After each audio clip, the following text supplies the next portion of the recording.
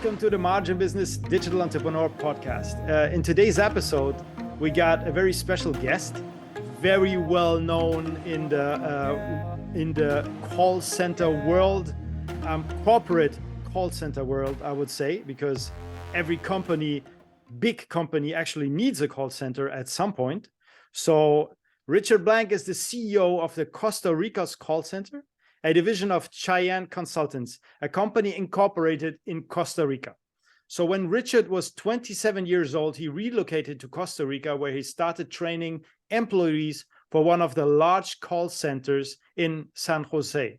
So he trained over 10,000 bilingual telemarketers. Wow, 10,000. That's quite a lot. I think I will have to work quite a while until I can say I trained 10,000 employees. And here we come directly into what we actually do at Margin Business. We do the localization. So I'm 100% sure for you, the word localization is as well very, very familiar. And I'm sure we're going to get very deep into this at a later point. But for now, I cannot say more. Thank you that you came on the show. And I hope the introduction, I think it's never enough for someone of your size to introduce to the audience correctly. I did my best, and I'm sure I picked like a little bit out of your professional life in order to present it to the audience. But please give us a little bit more overview of how you got there. You don't go from just one day to another to be the CEO of a large call center in Costa Rica. So what is your background? Where are you coming from? And tell us a little bit more about that. Well, Omar, I cannot thank you enough, especially for those acclimates in the beginning. You really did give the bells and the whistles, but I love your work. I reached out to you because I know that you influence so many and you give such good advice. And today I would be able to shed some light in regards to customer support, lead generation, appointment setting, and even company culture. A lot of the times you don't see what's behind the scenes in regards to customer support in call centers and contact centers. And so when I was 27, I was given a 1 in a million opportunity to come down here and work at my friend's center.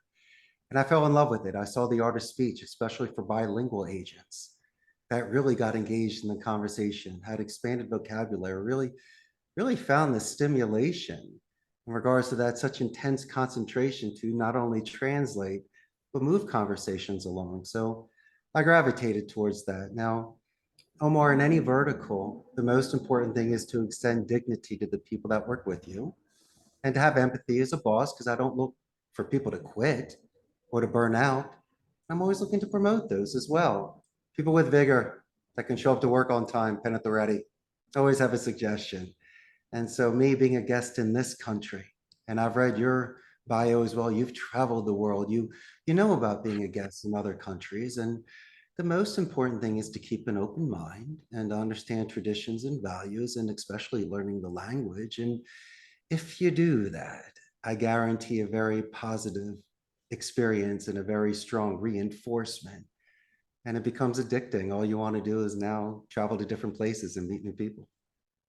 Most definitely. And this is actually what I'm saying as well. When you speak the language of, you don't have necessarily to live in the country, but as soon as you speak a language, you understand the psychology of the person. Maybe not the person, sorry, about the country or the people who live in that country. And you can understand them so deep when you speak that language. Whilst when you only speak English or only speak another language, you will not go in a deep conversation with them as when you speak their mother tongue.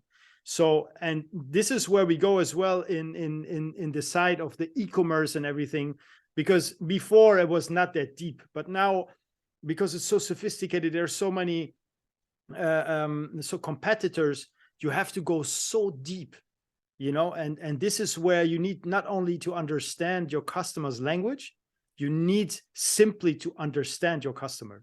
So it goes really deep. And this is exactly what you are doing as well. Because for you, only speaking, for example, I know that you speak Spanish, you're bilingual. I don't know, are you trilingual or bilingual? Just bilingual. Okay, okay, it's already really good because the Spanish is an amazing language, and you know, almost half of the world is speaking it.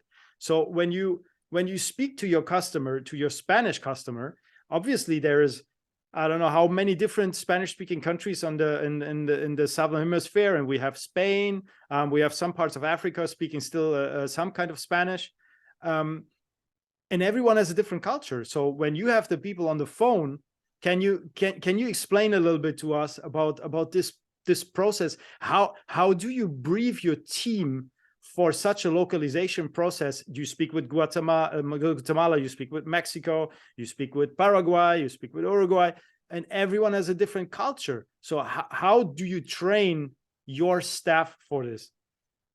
Oh, that's an excellent question, Omar, and it's actually quite simple, my friend. You and I both know that learning a second language is 10 times harder than any other job that would be put on. Yeah. And so you have to put fear into perspective. When I do meet someone that's bilingual, and you were mentioning trilingual in multiple languages, to me, it shows structure and discipline, cognitive skills, and somebody that has the capacity, as you say, to have that sort of depth to understand different cultures and languages. So just off the bat, it's looking at big muscles and instrument playing and linguistic skills, and someone's bringing something to the table immediately. I also did it in regards to defense, my friend. I'm not just going to put all the flowers there. I did it to protect myself. A lot of the times I don't disclose the fact that I speak Spanish just to see if people are authentic in front of me. And secondly, once again, it enables me to have a very nice first impression prior to any sort of contracts or even business discussions. It's sometimes the greatest relationships are built is when you don't talk about business. You can talk about the things on the side. And so it really shows the sort of personality. And so those were the sort of things that I believe separated me from some of my friends that decided just to learn languages in school as a prerequisite and not to continue using it in regards to some sort of additional skill set. But for me, my good friend, I had to make a decision as a young man. I did not want to follow in the footsteps of my grandparents and parents and older brother that went to Ivy League and studied economics, finance, and law. I wanted to be a linguist. I wanted to be bilingual. I wanted to study communication. And sometimes the stars become aligned. And if you don't fall into the destiny that's predetermined for you, don't be surprised if you don't make an incredible poet's life, where you look in the mirror and you can't believe how you got there. But it was from a lot of decisions that were done through good faith and not letting the naysayers and gray believers hold you back. And I was reading about you as well with your athletics. You do need to have releases. So Oh you yes. have mind, Thank you. body, and focus. And the kickboxing, that's why you're my buddy, man. Just in case I get in trouble, I'm going to call you, Omar, to help me out. But my man, when I read about you, it's just a well-balanced, leveled individual that, in my opinion, would be welcomed anywhere in the world. And so maybe that's why we gravitated towards one another, Omar, today. Great. I think this explains the whole thing very well. And like I said, I've seen a lot of similarities in our work and as well in our personalities because of the different languages, you know, the structure within the companies, and you know, the traveling and everything. I mean, you still like to travel? I mean, obviously, because you have so many people from different cultures. You must have seen these kind of people in your company and say, listen, I want to travel to Thailand. I want to travel to Slovakia. I want to travel somewhere where it's really like, is there a lot of international people? That means that you as well have people from Europe in your call center, or is it only for this for South America? I have to, with the agents that we have here, they Okay. need to have the legal paperwork to be able to work here. So Okay. that's number one. I don't hire independents, but the majority of my clients are North America, the United States, some of Central America, and I've dabbled a little bit in Europe. I prefer to take accounts, Omar, where A, I can speak the language, and B, it's the skill set that my agents are able to fulfill. I don't want to Okay. over. has. It's a competitive industry out there, and the agents Oh, here yes. in Costa Rica, they have options. Amazon is here. Amazing. HP, Intel, and Oracle, they have Amazing. thousands That's of them. enough. And so you and I, we compete against the big boys, but I have some secrets. I mean, for the fact that I was able to last 15 years competing against these people and growing to hundreds of seats, it's very simple.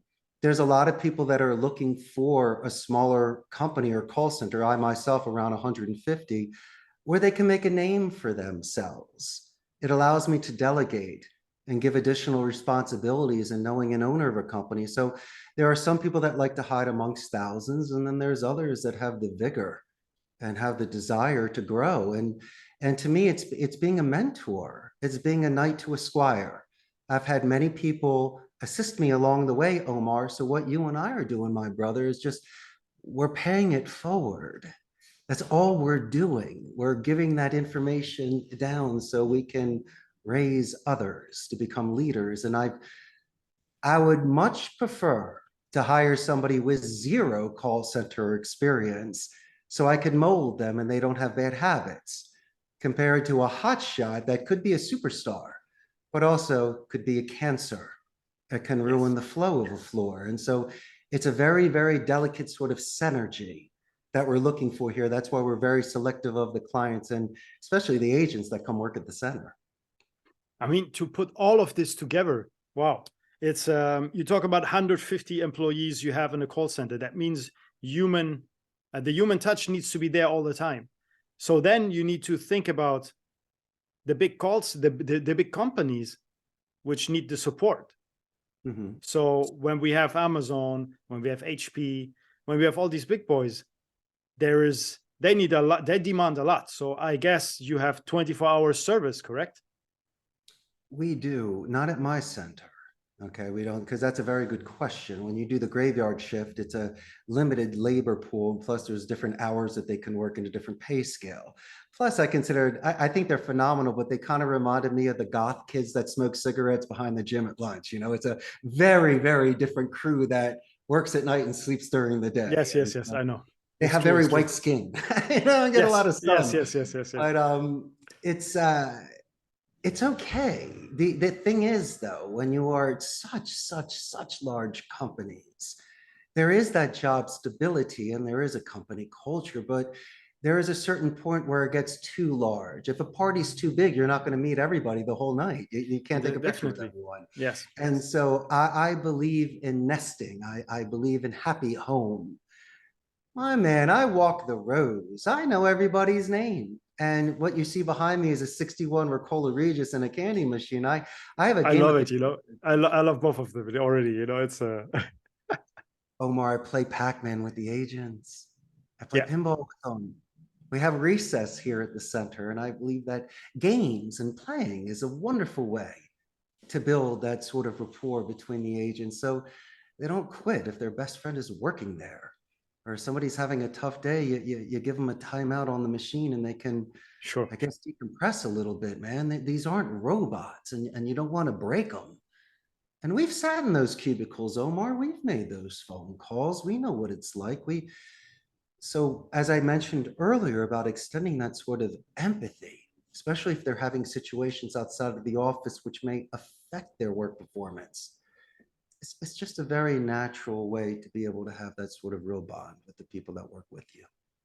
I agree completely. And for us, it's completely different because we're all remote. So it's another challenge on another level, you know. So you have your challenges and with remote, we have our challenges, you know. So it's there needs to be a balance, obviously, and the employees, they need to be happy as well. It's not just like a robot, as you said. You switch them on and they run for 24 hours and you switch them off. It's the same. You have to have meetings. You know, it's all the same, just virtual, and maybe even trying to be even more personal because you're in constant contact with them. You know, like it's blinking everywhere. It's always on. So I believe there is obviously a big difference because we're humans, so we kind of need the human touch. But on the other hand, we are as well preparing for the years to come, because I'm sure when COVID came last time, like if you know the bad times of COVID, I'm not sure how did it affect you over there? Did it affect you at all? Did you need it to close down, or was it bearable for you and they could all work from home? That's a lot of toppings on that pizza. Let me handle it one at a time. I was in shock as much as everybody else. And during chaos, Omar, is when you see someone's true character. So a lot of the people that I depended on ran to the hills and others stepped up to the plate. But I was very proud of myself. I really wanted to put people's families first because I understood their position.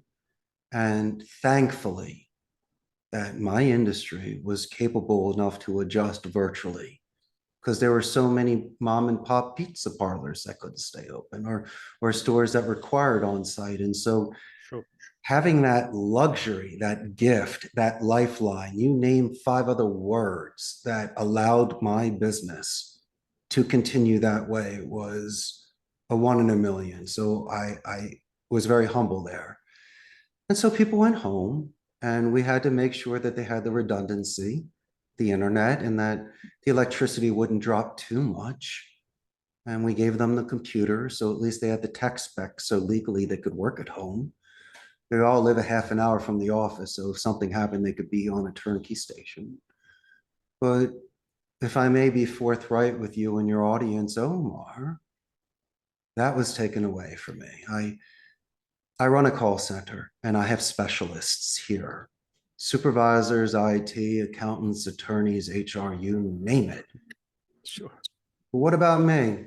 Besides being the salesman, the marketer, or whatever title you want to give me, I did this for the luxury trade.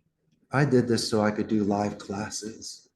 And I mentioned earlier, walking the rows, or how about this? Let's say, Omar, you and I are sitting next to one another. And I'm listening to my buddy have one of the best phone calls of his entire life. I would probably put myself on hold in coaching so I could listen to you close that deal. And when it's done, high five you, be the first one to congratulate you. And then I'd be standing there as the owner of the company behind the 2 agents and listening to that sort of camaraderie, that sort of sharing ideas and energy. It's the gym of getting stronger. It's teaching you a better golf swing. It's once you do virtual, it becomes a print. When you have people live, like live theater or a painting, it's you can see the brush strokes, you can hear the breathing. And we're talking about a linguistic environment here where people feed off of that sort of energy, or that sort of pick me up when they need it the most.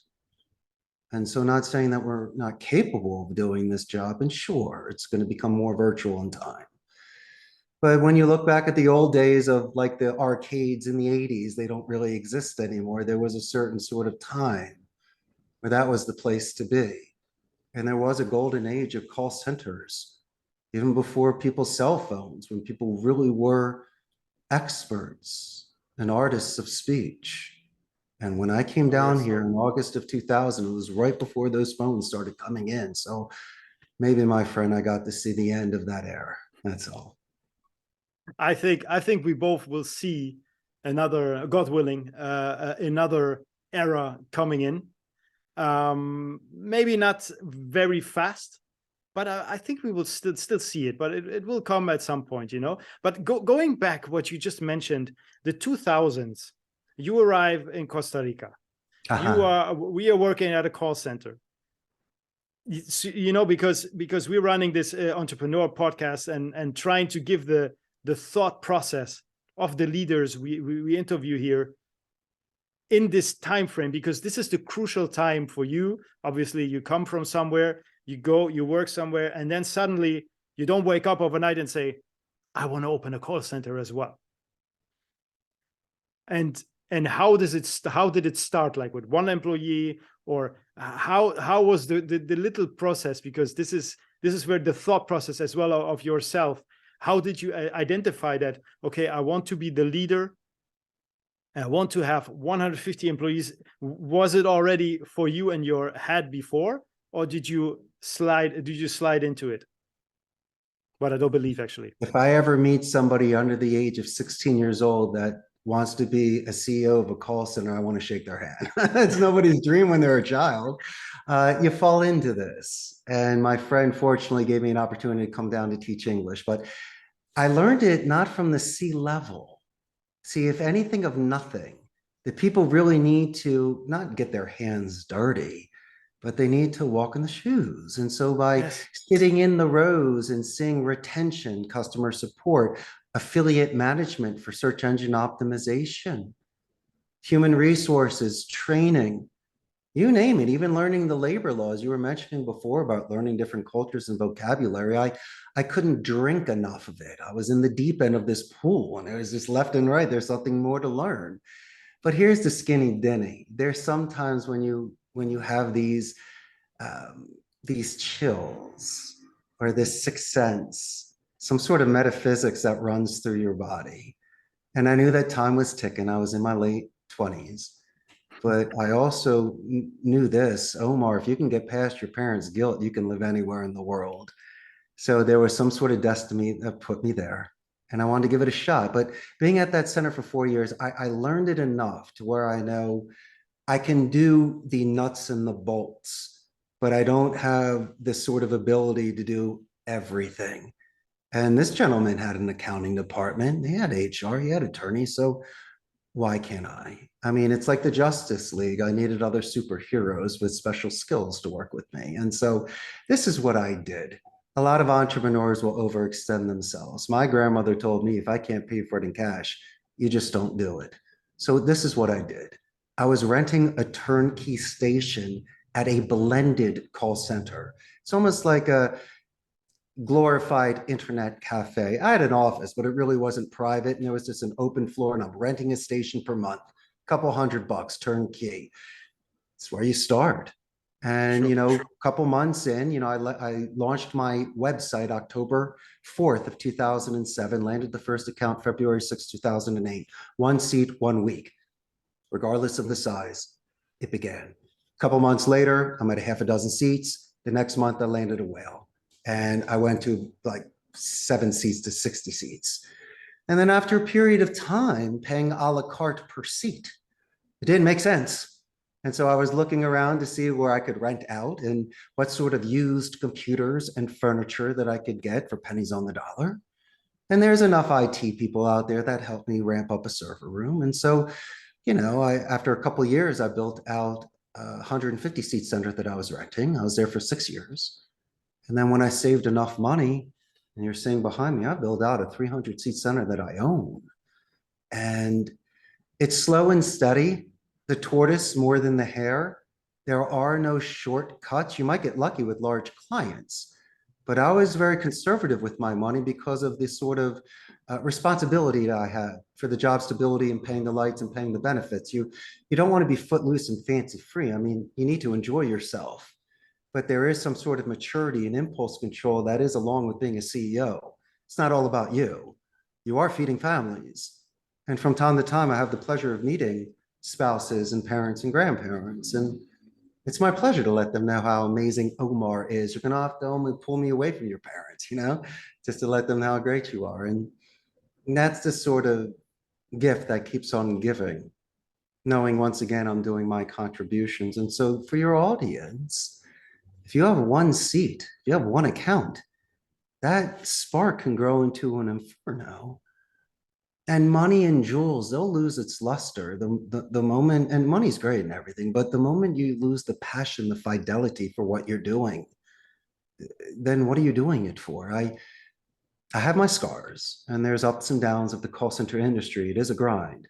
Most people burn out, but I still love this art of speech. And I find people that are bilingual fascinating. And so I really haven't lost my love for this, Omar, after all of these years. And that's why I'm an old cat in this game. But for your entrepreneurs out there, please, you have to hold fast and you need to go the distance. And don't kid yourself, the last few reps in the gym burn, and so does being an entrepreneur. And if you have faith in yourself, then by all means, shoulders back, chin up, chest out, and go that remaining distance, my man, so you can fulfill your dreams.